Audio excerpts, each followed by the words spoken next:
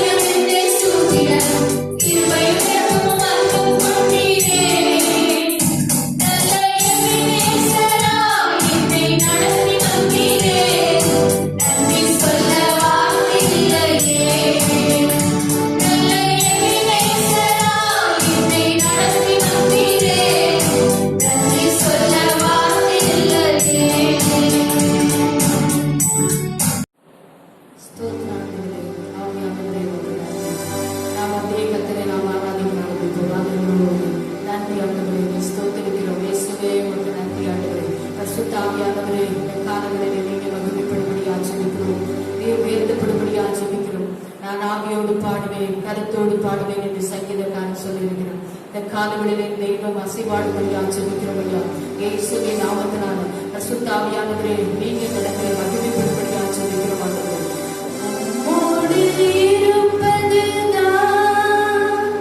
உள்ளத்தின் வாஞ்சையா, உம் சித்தம் செய்வதுதான்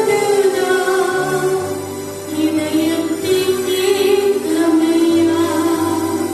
உம்மோடு இருப்பதுதான்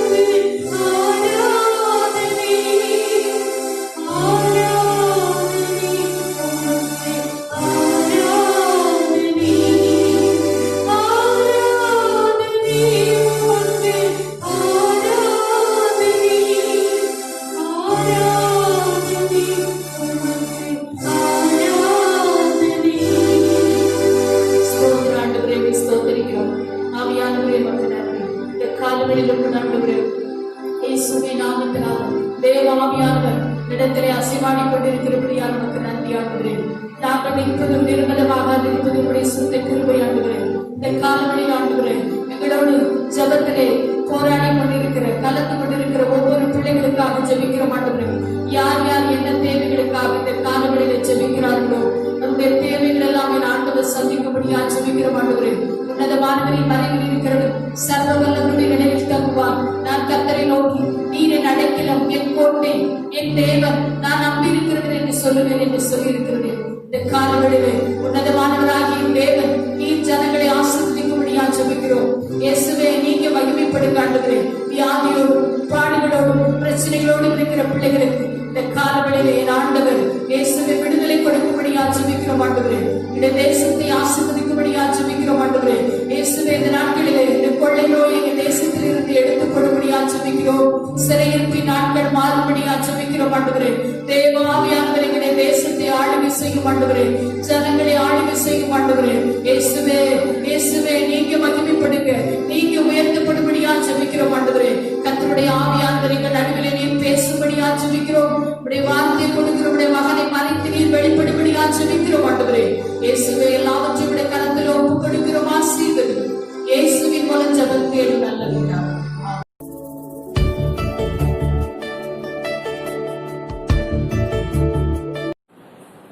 ஆண்டவராகிய இயேசு கிறிஸ்துவின் நாமத்தினாலே உங்களை நான் வாழ்த்தி வரவேற்கிறேன். ஆண்டவர் நமக்கு நல்லவராயிருந்தார், போதுமானவராயிருந்தார். ஆண்டவர் கடந்த காலங்களிலும் கர்த்தர் இந்த மாதம் முழுவதும் கர்த்தர் நம்மை அற்புதமாய் நடத்தி வந்திருக்கிறார். நம்முடைய தேவன் நம்மை பாதுகாத்து வந்திருக்கிறார். மெய்யாகவே தேவன் நமக்கு நல்லவராயிருக்கிறார். தொடர்ந்து நம்முடைய தேசத்துக்காக நாம் ஜெபிப்போம். நம்முடைய தமிழ்நாட்டுக்காக நாம் ஜெபிப்போம். நிச்சயம் ஆண்டவர் ஒரு பெரிய விடுதலை நமக்கு தருவாராக, ஒரு பெரிய அற்புதத்தை கட்டளையிடுவாராக. இந்த காலங்களிலும் நாம் கர்த்தருடைய வசனத்தை நாம் கேட்க போகிறோம். சங்கீதங்களின் புஸ்தகத்திலிருந்து 94ஆம் சங்கீதம் 19ஆம் வசனத்தை நான் உங்களுக்காக வாசிக்கிறேன். மறுபடியும் சொல்கிறேன். சங்கீதம் 94 வசனம் 19. என் உள்ளத்தில் விசாரங்கள் பெருகுகையில் உம்முடைய ஆறுதல்கள் என் ஆத்துமாவை தேற்றுகிறது. உம்முடைய ஆறுதல்கள் என் ஆத்துமாவை தேற்றுகிறது. ஜெபம் செய்வோம். வானத்தில் பூமி படைத்த சர்வ வல்லமையுள்ள பிதாவே, உம்முடைய குமாரனாகிய இயேசுவின் நாமத்தினாலே நல்ல இந்த கால வேளைக்காக நாங்கள் நன்றியோடு துதிக்கிறோம். இந்த வசனத்தை கேட்க போகிற எல்லா பிள்ளைகளுக்கும் ஆண்டவருடைய ஆறுதல், ஆண்டவருடைய ஆறுதலான கரம் ஒவ்வொரு பிள்ளைகளையும் இந்த காலவெளியிலே ஆற்றி தேற்றும்படியாக நாங்கள் ஜெபிக்கிறோம். ஆண்டவர் இந்த வசனத்தை கேட்கிற எல்லாருடைய உள்ளத்திலே ஆவியானவர் கிரியை செய்வீராக. ஆவியானவர் இந்த காலவெளியில பேசுவீராக. நீர் எங்களை தேற்றுகிற தெய்வம், நீர் எங்களை ஆற்றுகிற தெய்வம். இந்த காலவெளியில ஜனங்கள் எந்த காரியத்திலே தேற்றப்படுமோ அந்த காரியத்தில் ஆண்டவர் அவர்களை தேற்றுவீராக. இந்த வசனம் எங்களுக்கு ஆசீர்வதிப்பீராக. இயேசுவின் நாமத்தில் பிதாவே, ஆமென், ஆமென், ஆமென். கர்த்தர் நமக்கு நல்லவராய் இருக்கிறார். தாவீது சொல்லும் பொழுது, என் உள்ளத்தில் விசாரங்கள் பெருகுகையில், என் உள்ளத்தில் விசாரங்கள் அதிகரிக்கிறதான வேளையிலே, இந்த இடத்தில் விசாரங்கள் என்று சொல்லப்படுவது அதனுடைய அர்த்தம் என்றால் கவலை. மனிதனுடைய உள்ளத்தில் ஏற்படுகிற கவலை. என் வாழ்க்கையில கவலைகள் பெருகும்போது அல்லது பதட்டம் அல்லது வியாகுலம் அல்லது ஏக்கம் என்று பல விதத்தில் சொல்லப்பட்டிருக்கிறது. எந்த விதமான கவலைகளாக இருந்தாலும் சரி, பதட்டமான காரியமா இருந்தாலும் சரி, வியாகுலமான காரியமா இருந்தாலும் சரி, விசாரமான காரியங்களாக இருந்தாலும் சரி, இது எல்லாவற்றிலும் நமக்கு ஆறுதல் கொடுக்கிறவர் நம்முடைய தேவனாகிய கர்த்தர். அதைத்தான் தாவீது சொல்லும் பொழுது, உம்முடைய ஆறுதல்கள் என் ஆத்துமாவை தேற்றுகிறது. வேதத்திலே ஆண்டவருக்கு பல பெயர்கள் கொடுக்கப்பட்டிருக்கிறது. ஆனால் இன்னொரு பெயர் நம்மை தேற்றுகிற தெய்வம். இயேசு இயேசு கிறிஸ்து உண்மையாகவே நம்மை தேற்றுகிற ஒரு தேவனாய் இருக்கிறார். அருமையான தேவனுடைய பிள்ளைகளை, நம்முடைய வாழ்க்கையில கடந்து வந்த பாதைகளை நினைத்து பார்ப்போம். இயேசு கிறிஸ்து நம்முடைய வாழ்க்கையில ஒவ்வொரு காரியத்திலும் நம்மை தேற்றி வந்திருக்கிறார். நம்ம வாழ்க்கையில பலவிதமான சூழலை நாம் கடந்து வந்திருக்கிறோம். கண்ணீரின் பள்ளத்தாக்கை நாம் கடந்து வந்திருக்கிறோம். வேதனையின் பள்ளத்தாக்கை நம்ம கடந்து வந்திருக்கிறோம். சோதனையின் பள்ளத்தாக்கை நாம் கடந்து வந்திருக்கிறோம். பலவிதமான இடுக்கங்களை நாம் கடந்து வந்திருக்கிறோம். பலவிதமான இக்கட்டான சம்பவங்கள் எல்லாம் நாம் கடந்து வந்திருக்கிறோம். எல்லா காரியத்திலும் தேவன் நம்மை தேற்றிருக்கிறார். ஒருவேளை தேவன் நம்மை தேற்றாவிட்டால், நம்மை ஆறுதல் படுத்தாவிட்டால், நம்முடைய ஆத்மா மௌனத்தில் வாசம் பண்ணியிருக்கும். உலகத்திலே பாருங்கள், உலக மனிதர்களை பாருங்கள். உலக மனிதர்கள் தற்கொலைக்கு நேராக போய் கொண்டிருக்கிறாங்க. தம்முடைய உயிரை மாய்த்துக் கொள்கிறார்கள். காரணம் என்ன? அவனுடைய வாழ்க்கையில கவலைகள் பெருகும் பொழுது, விசாரங்கள் பெருகும் பொழுது, பதட்டங்கள் பெருகும் பொழுது, வியாகுலங்கள் பெருகும் பொழுது என்ன செய்வது என்று அவர்களுக்கு தெரியல. யார் தங்களை தேற்றுவார் என்பது அவர்களுக்கு தெரியவில்லை.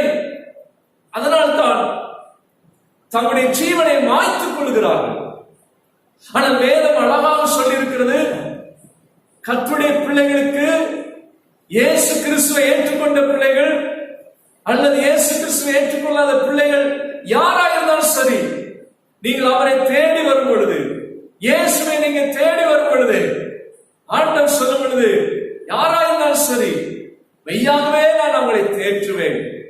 ஆண்டவர் இந்த உலகத்திலே வாழ்ந்த நாட்களிலே அநேகரை தேற்றினார். அநேகரை கர்த்தர் ஆறுதல்படுத்தினார். ஒரு மனிதனுடைய வாழ்க்கையில விசாரங்கள் வரும் பொழுது அவருடைய ஆத்மாவை ஒருவரால் தான் தேற்ற முடியும். அது இயேசு கிறிஸ்துவால் தான். ஒருவேளை ஒரு மனிதன் நமக்கு எத்தனை ஆறுதலான வார்த்தைகள் சொன்னாலும் அது நம்முடைய இருதயத்தை ஒரு நாள் தொடாது, நம்முடைய உள்ளத்தை அது தொடாது. ஆனால் இயேசு கிறிஸ்து கொடுக்கிற ஆறுதல், கொடுக்கிற தேர்தல் தான் ஒரு மனிதனை உற்சாகப்படுத்தி, ஒரு மனிதனை தைரியப்படுத்த முடியும். கர்த்தருடைய பரிசுத்த நாமம் மகிமைப்படுவதாக. 2 கொரிந்தியர் 7:6 சொல்லப்பட்டிருக்கிறது, சிறுமைப்பட்டவர்களுக்கு ஆறுதல் செய்கிற தேவன். சிறுமைப்பட்டவர்களுக்கு ஆறுதல் செய்கிற தேவன். இன்னைக்கு உலக மனிதர்களுக்கு தேவை ஒரு ஆறுதல், ஆறுதலான வார்த்தைகள், தைரியப்படுத்துகிற வார்த்தைகள். இன்னைக்கு மனுஷனிடத்தில் அது இல்லை. பல மனிதர்கள் அந்த வார்த்தை எதிர்பார்க்கிறாங்க, ஆறுதலான வார்த்தை எதிர்பார்க்கிறாங்க. யார் எங்களை ஆறுதல் படுத்த முடியும், யார் எங்களை தேற்ற முடியும் என்று சொல்லி மக்கள் கலங்கி தவிச்சிட்டு இருக்கிறாங்க. அருமையான தேவ பிள்ளைகளை, நீங்கள் யாரா இருந்தாலும் சரி, ஆண்டவர் உங்களை தேற்றுகிற தெய்வம். அவருடைய வார்த்தை உங்களை தேற்றும். இயேசு கிறிஸ்து உலகத்தில் வாழ்ந்த நாட்களிலே அவர் அநேகரை தேற்றினார். ஒருவேளை இந்த காலங்களிலே ஒரு ஸ்தோத்திரம், உங்களுடைய வாழ்க்கையில ஒரு ஆறுதல் இல்லாம இருக்கலாம், ஒரு தேற்றுதல் இல்லாம இருக்கலாம்.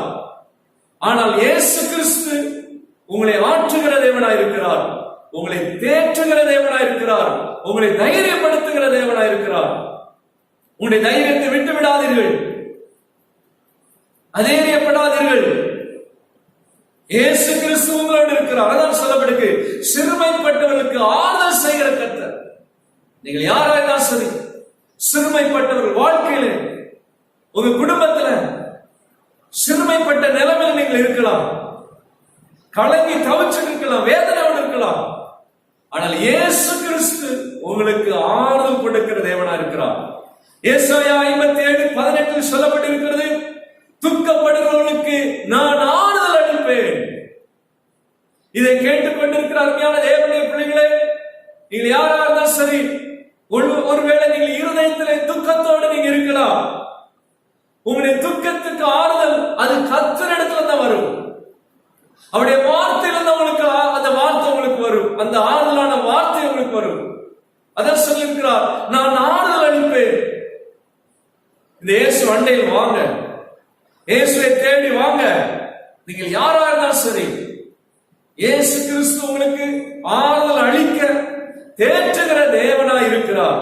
ஆண்டவர் சொல்லுகிறது, ஒருவனை தாய் தேற்றுவது போல நான் உங்களை தேற்றுவேன். தாய் தேற்றுவது போல உங்களை தேற்றுவேன். ஆண்டவர் இதற்கு யாரை அடையாளமாய் ஆண்டவர் சொல்லுகிறார்? தாயை குறித்து சொல்லுகிறார். ஒரு தாயினுடைய அன்பு அவ்வளவு மேலானது. ஆனால் ஆண்டவர் சொல்ற, அவருடைய அன்பை காட்டில் என்னுடைய அன்பு பெரியது. ஒரு தாய் தன்னுடைய குழந்தை எந்த அளவு தேற்றுவது போல, தான் பெற்றெடுத்த குழந்தை ஆற்றி தேற்றுவது போல, அவரால் அழைக்கப்பட்ட ஒவ்வொரு பிள்ளைகள், அவரால் தெரிந்து கொள்ளப்பட்ட ஒவ்வொரு பிள்ளைகளையும் நான் தேற்றுவேன் என்று சொல்லப்பட்டு ஆண்டவர் சொல்லியிருக்கிறார். ஒருவேளை அந்த வாழ்க்கையில கண்ணீரோடு, கலக்கத்தோடு, பயத்தோடு, வியாதியோடு, போராட்டத்தோடு நீங்கள் யாரா இருந்தாலும் சரி, ஆண்டவர் சொல்லும் பொழுது, நான் உங்களுக்கு ஆறுதல் அளிப்பேன். மனிதனுடைய ஆறுதல்கள் உங்களுக்கு சந்தோஷத்தை கொண்டு வராமல் இருக்கலாம். மனிதனுடைய தேற்றுதல் உங்களுடைய மனசுக்கு, உங்களுடைய மனதுக்கு ஒரு மகிழ்ச்சியை கொண்டு வராமல் இருக்கலாம். ஆனால் தேவன் கொடுக்கிற ஆறுதல் தான் ஒரு மனிதனுக்கு மெய்யான ஆறுதலை கொடுக்க முடியும். மத்திய 11:28 இயேசு சொல்லும் பொழுது, வருத்தப்பட்டு பாரம் சுமக்கிறவர்களே, நீங்கள் எல்லாரையும் என்னிடத்தில் வாருங்கள், நான் உங்களுக்கு இளைப்பாறுதலை நான் கொடுப்பேன் என்று சொல்லி கர்த்தர் சொல்கிறார். இளைப்பாறுதலான அர்த்தம் என்ன? நான் உங்களுக்கு ஆறுதல் கொடுப்பேன். வாழ்க்கையில சுமக்க முடியாத வேதனை சுமந்து கொண்டிருக்கிற, சுமக்க முடியாத பாரத்தை சுமந்து கொண்டிருக்கிற, வாழ்ந்து கொண்டிருக்கிற எல்லா மக்களுக்கும் நீங்கள் என்னிடத்தில் வாருங்கள், நான் உங்களுக்கு ஒரு இளைப்பாறுதலை நான் தருவேன். வாழ்க்கை முழுதும் இளைப்பாறுதல் இல்லாம கலங்கி தவிச்சிட்டு எத்தனையோ மக்கள் இருக்கிறாங்க, எத்தனையோ குடும்பங்கள் வேதனையில் இருக்கிறாங்க. ஆண்டவர் இயேசு சொல்லும் பொழுது, என்னிடத்தில் வாருங்கள், நான் உங்களுக்கு இளைப்பாறுதலை கொடுப்பேன். கர்த்தருடைய பரிசுத்த நாம மகிமைப்படுவதாக. ரோமர் 15:6 சொல்லப்பட்டிருக்கிறது, ஆறுதல் அளிக்கும் தேவன், ஆறுதல் அளிக்கும் தேவன். இந்த வசனத்தெல்லாம் நம்ம சொல்லிட்டு வந்தோம். மெய்யாகவே இயேசு கிறிஸ்து இந்த வசனத்தின்படி அநேக மக்களுக்கு ஆறுதல் கொடுத்தார். அநேக மக்களை ஆண்டவர் தேற்றினார். கர்த்தருடைய பரிசுத்த நாம மகிமைப்படுவதாக.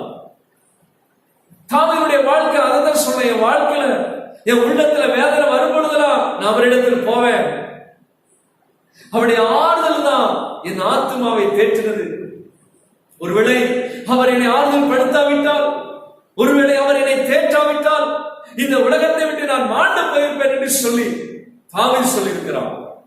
அதாவது தாவீது சொல்லுவது, நான் மரண பள்ளத்தாக்கிலே நடந்தாலும் பொல்லாப்புக்கு நான் பயப்படேன்.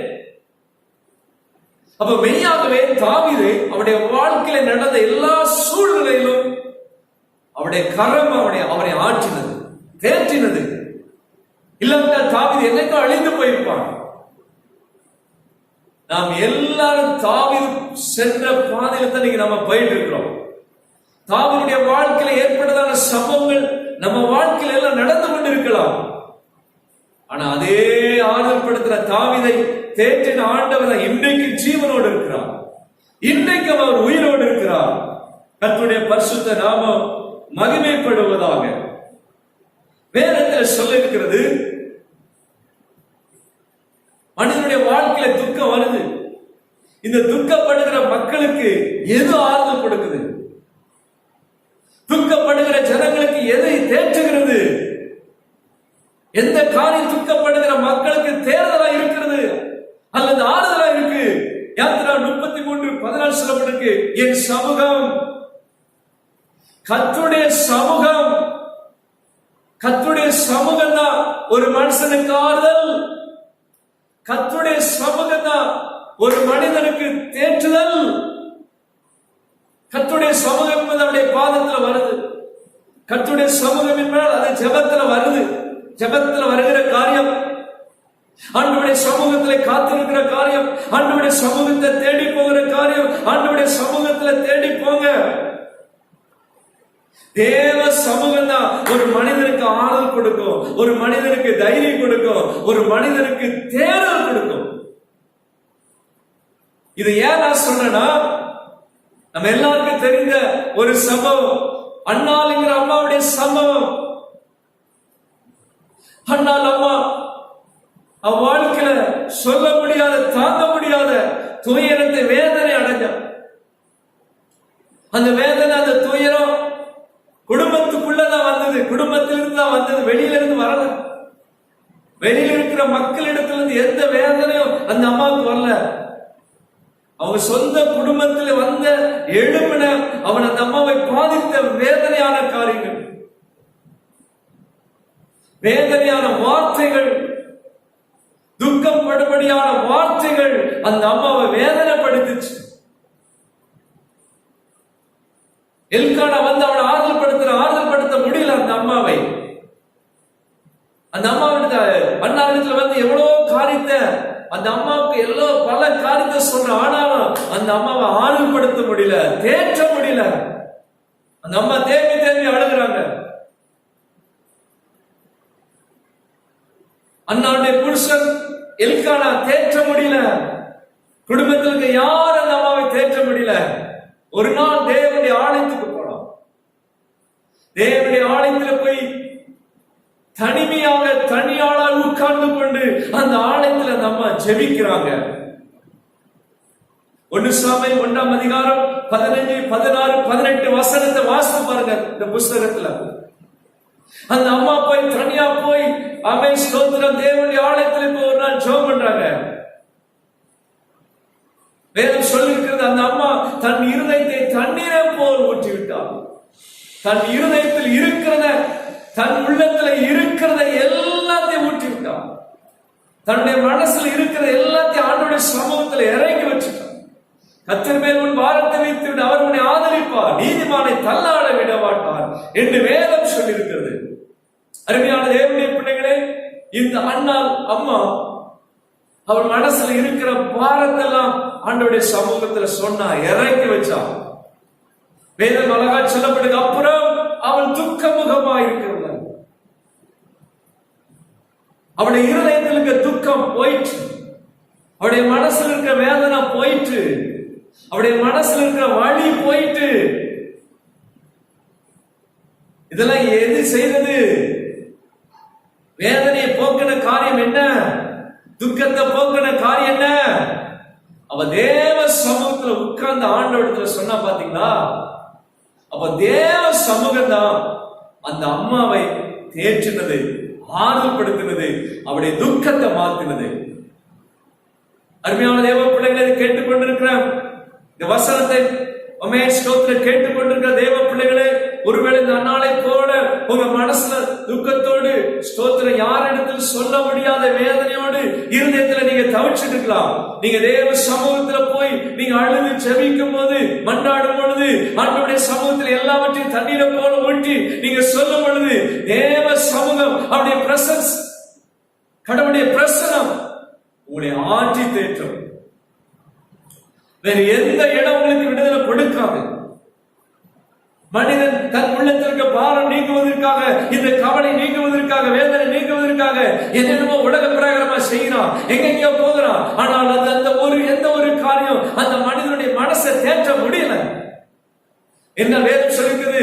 ஸ்தோத்திரம், மனுஷன் முகத்தை பார்க்கிறான், கர்த்தரோ இருதயத்தை பார்க்கிறான். அப்ப மனசுல இருக்கிற வேதனை எல்லாம் கர்த்தர் பார்க்கிறார். இந்த அம்மாவுடைய மனசுல இருக்க வேதனை எல்லாம் கர்த்தர் பார்த்தார். அதனால அந்த அம்மா ஆண்டவருடைய சமூகத்துல ஜெபம் பண்ணி முடிச்ச உடனே எல்லா பாரம் அந்த அம்மா மேல எல்லாம் வெளியே போயிட்டு, அந்த அம்மாவிடம் இருந்த எல்லா பாரம் வெளியே போயிட்டு. ஏன் தெரியுமா? கர்த்தர் மேல் உன் பாரத்தை வைத்து விடு. அப்போ தேவ சமூகத்துல அந்த அம்மா எல்லா பாரத்தையும் இறக்கி வச்சுட்டாங்க.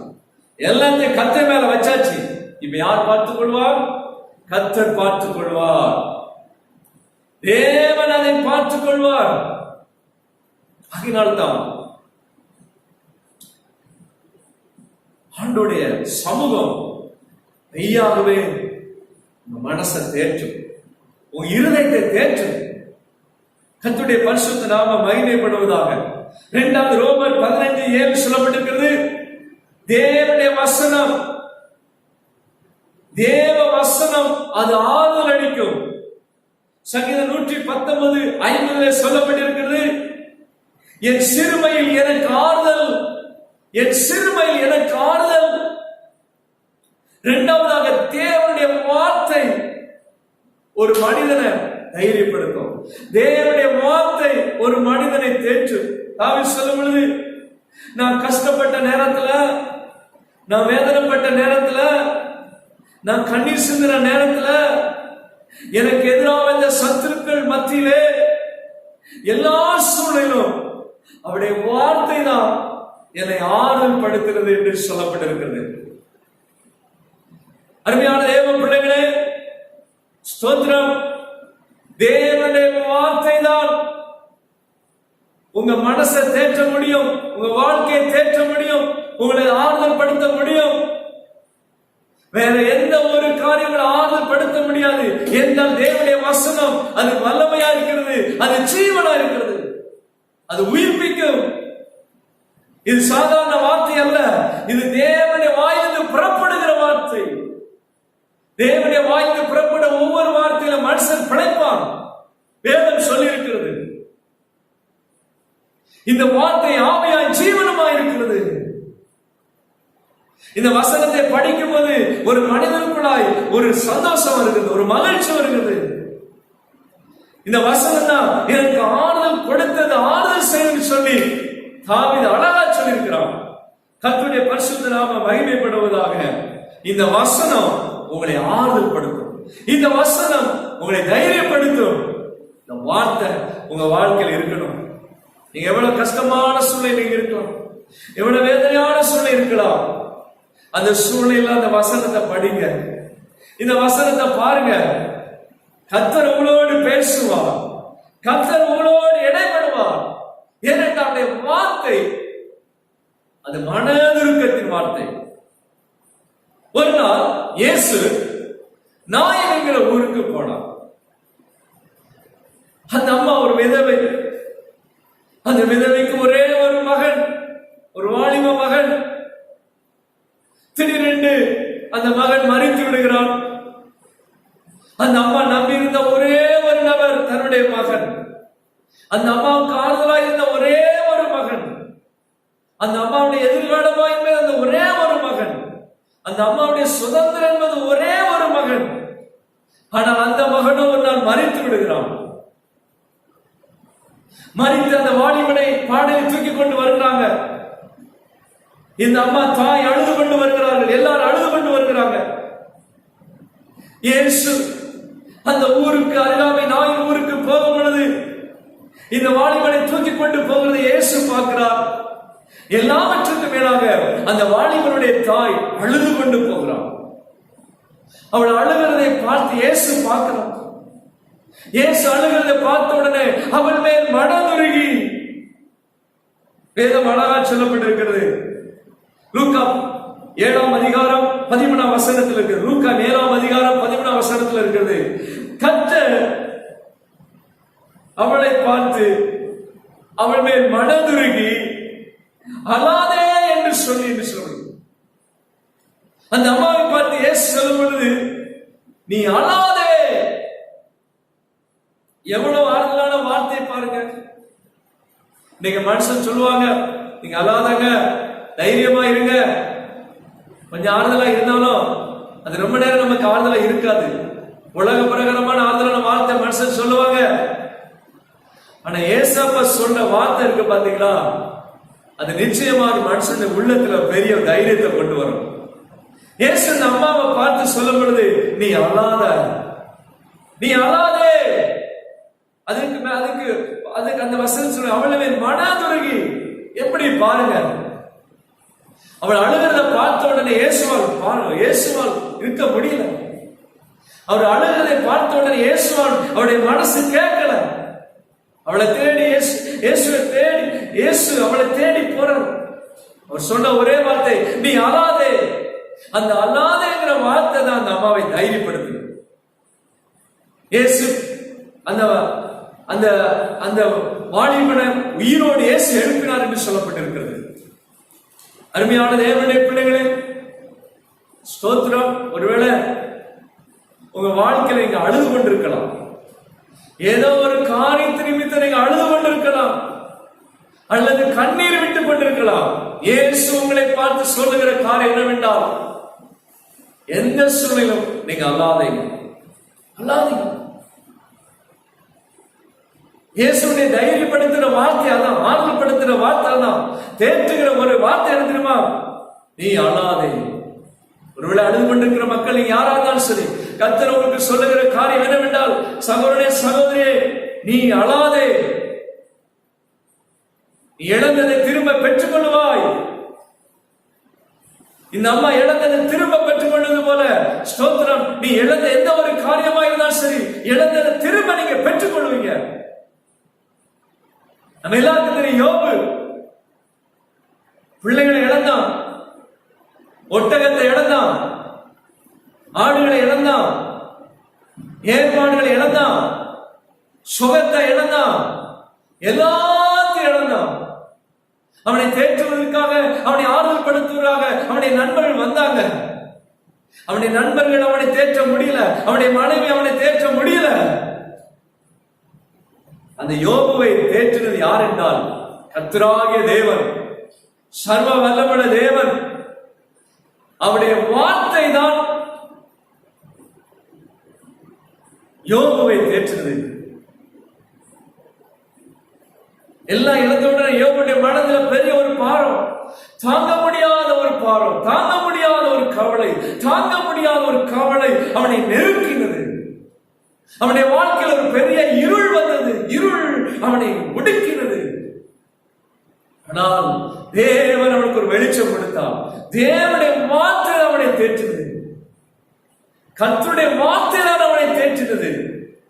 அதான் அவன் தைரியமா இருந்தான். எவ்வளவு இழந்தாலும் இழந்ததை திரும்ப யோபு பெற்றுக் கொண்டான். ஒருவேளை நீங்க அப்படி ஸ்தோத்திரம் பல காரியத்தை இழந்திருக்கலாம். ஆனா கர்த்தர் சொல்லுகிறது, நீங்க இழந்ததை திரும்ப நான் கொடுப்பேன், திரும்ப நீங்க பெற்றுக் கொள்வீங்க. இழந்த ஆசீர்வாதத்தை பெற்றுக் கொள்வீங்க, இழந்த சந்தோஷத்தை பெற்றுக் கொள்வீங்க, இழந்த கிருபை பெற்றுக் கொள்வீங்க, இழந்த வல்லமையை பெற்றுக் கொள்வீங்க, இழந்த ரட்சிப்பை பெற்றுக் கொள்வீங்க. கர்த்தருடைய பரிசுத்த நாமம் மகிமைப்படுவதாக. தேவனுடைய வசனம் ஒரு மனிதனை தேற்றும். அடுத்த அப்போஸ்தலர் 9:39 சொல்லப்படுகிறது, பரிசுத்த ஆவியின் ஆறுதல் என்று சொல்லப்படுகிறது. மூன்றாவது பரிசுத்த ஆவியானவர், என்றென்றைக்கு நம்மோடு இருக்கும்படியான ஆவியானவர். இந்த ஆவியானவரை பெற்றுக் கொள்ளுங்க.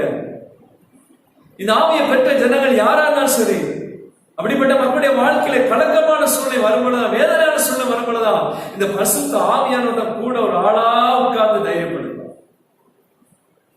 அபிஷேகத்தை பெற்ற மக்களுக்கு அந்த அபிஷேகம் கூட இருந்து ஸ்தோத்திரம் எல்லா சூழ்நிலை அபிஷேகம் பங்கெடுக்கும். இந்த ஆவியானவர் தான், அதைத்தான் சொல்லப்பட்டிருக்கு. இயேசு சொல்லப்படுது, தேற்றரவாளனாகிய பரிசுத்த ஆவியானவர்.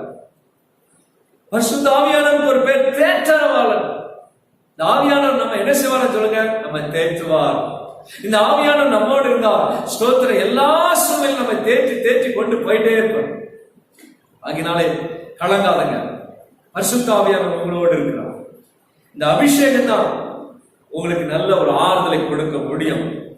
ஆண்டவருடைய பரிசுத்த நாம மகிமைப்படுவதாக. தேவ சமூகம், கர்த்தருடைய வார்த்தை, கர்த்தருடைய அபிஷேகம், இவைகள் தான் உங்களுக்கு ஒரு ஆறுதல், இவைகள் தான் உங்களுக்கு தேர்தல். சபை மக்கள், உடன் விசுவாசிகள் உங்களுக்கு ஆறுதலான வார்த்தைகளை சொல்லுவாங்க. இவங்க தான் உங்களுக்கு ஆறுதல். தேவ சமூகம் தான் உங்களுக்கு ஆறுதல். அதைத்தான் தாவீது சொல்கிறான், என் உள்ளத்துல விசாரங்கள், கவலைகள், பதட்டமான காரியம், வியாகுலம், ஏக்கம், இவையெல்லாம் வரும் பொழுது, இவையெல்லாம் பெருகும்போது, என்னை சூழும் பொழுது உங்களுடைய ஆறுதல்கள் என் ஆத்துமாவை தேற்றுகிறது. அருமையான தேவ பிள்ளைகளே, நம்ம எல்லாரும் இந்த சூழ்நிலை நம்ம கடந்து வந்தோம்.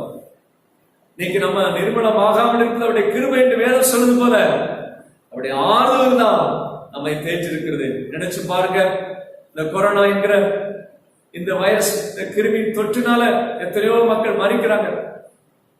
பெரிய ஆட்கள், பெரிய தொழிலதிபர்கள் கடந்த நாட்கள் இதனால அநேகர் தற்கொலை பண்ணிருக்கிறாங்க, பலர் மறிச்சிருக்கிறாங்க. வேதனையா இருக்கு. தொடர்ந்து ஜெபம் செய்வோம். அப்படிப்பட்ட மக்களை ஆண்டவர் தேற்றுவாராக. அந்த குடும்பத்தை ஆண்டவர் ஆட்சி தேற்றுவாராக. ஸ்தோத்திரம். இழந்த எந்தெந்த குடும்பம் இழந்து போய் தவிச்சிட்டு இருக்கிறாங்களோ அந்த குடும்பத்தை ஆண்டவர் ஆட்சி தேற்றுவாராக. அவர்களுக்காக தொடர்ந்து நாம் ஜெபம் செய்வோம். ஆகினாலே இந்த காலவெளியில தேவன் உங்களை தேற்றுகிற தேவனா இருக்கிறார். நீங்க எந்த சூழ்நிலை இருந்தாலும் நீங்க ஆவியானவர் நீங்க இருக்கிற இடத்துல கடந்து வருகிறார். உங்களுக்கு ஒரு பெரிய ஆறுதலை தருவார். நாம் கண்களை மூடி நாம் ஜெபம் செய்வோம். நல்ல பிதாவே, இந்த வசனத்துக்காக நன்றி. இந்த காலவெளி எங்களோடு பேசின காரியங்களுக்காக நன்றி. நீர் மெய்யாகவே எங்களை தேற்றுகிற தெய்வம். எங்களை தேற்றுகிறபடினால், எங்களை ஆறுதல்படுத்தபடினாலே உமக்கு நன்றி செலுத்துகிறப்பா. இந்த காலவெளியிலே ஆண்டவரே, இந்த வசனத்தை கேட்டுக்கொண்ட மக்கள் யாராதான் சரி, கண்ணீரோடு வேதனையோடு இருக்கிற மக்கள் யாராதான் சரி, ஓ எனக்கு ஸ்தோத்திர சமாதானம் இல்லை, சந்தோஷம் இல்லை என்று கலங்கி தவிச்சிட்டு இருக்க மக்கள் யாராதான் சரி, இன்னைக்கு அவங்களை ஆறுதல் படுத்துங்க, இன்னைக்கு தைரியப்படுத்துங்க, பயத்தை எடுத்து போடுங்க. நான் இருக்கிறேன் சொல்லுங்கப்பா. எத்தனை மக்கள் இருந்தாலும் இயேசு இருந்து சொல்லப்படுதா ஆசீர்வாதம். நல்லாதே என்று இயேசு சொன்ன உடனே தான் அந்த அம்மா அழுகை நிறுத்தினாங்க. இழந்த மகனை திரும்ப பெற்றுக் கொண்டாங்க. இழந்த ஆசீர்வாதத்தை யோபு திரும்ப பெற்றுக் கொண்டான். இழந்த சந்தோஷத்தை அவனுக்கு கொடுத்தீங்க, அவனை ஆறுதல் படுத்துனீங்க. இந்த காலவெளியில் எங்களை ஆறுதல் படுத்துங்க, எங்களை தைரியப்படுத்துங்க. தேற்றரவாளரை பரிசுத்த ஆவியானவர் எங்களோடு இருக்கீங்க. நீ தந்த வார்த்தை எங்களோடு இருக்கு. இது போதும். இவைகளை எங்களை தைரியப்படுத்தும். பிள்ளைகளை தைரியப்படுத்துங்க, மக்களை ஆசீர்வதிங்க.